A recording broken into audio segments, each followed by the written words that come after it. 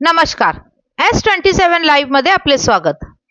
वसई विरार शहरातील ऑपरेशन लोटसच्या कारवायांमुळे राजकीय वर्तुळात खळबळ उडाली आहे. वसई विरार महानगरपालिका निवडणुकीचा संपूर्ण महाराष्ट्रात लक्षणीय परिणाम झाला. बहुजन विकास आघाडी या प्रादेशिक पक्षाने वसई विरारमध्ये एकहाती सत्ता मिळवली. तथापि बवियाच्या विजयाची चमक अजून कमी होण्याआधीच ऑपरेशन लोटसच्या कारवायांनी वसईच्या राजकारणाला हादरून टाकले.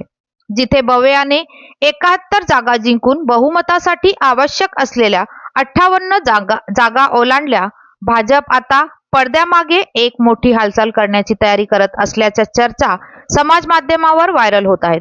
सूत्रांनी दिलेल्या माहितीनुसार भाजपने 44 जागा जिंकल्या असल्या तरी या 44 जागांचा थेट सत्तेत वापर करण्यासाठी ते एक विशेष राजनीती विकसित करत आहेत. तांत्रिकदृष्ट्या हे अपक्ष उमेदवार स्वतःचा गट तयार करून भाजपमध्ये विलीन होण्याचा मानस आहे. गेल्या अनेक दशकांपासून वसई विरारवर एकट्याने राज्य करणाऱ्या हितेंद्र ठाकूर यांच्यासाठी हे एक मोठे आव्हान म्हणून पाहिले जात आहे. ठाकूर आता आपला गट टिकवून ठेवण्यासाठी कोणती पावले उचलणार याकडे सर्वांच्या नजरा लागल्या आहेत. मला माहित नाही.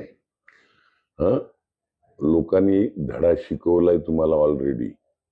आता हे नायते धंदे करत बसले तर शेण घालतील लोक तुमच्या तोंडात, एवढंच सांगतो यावेळी.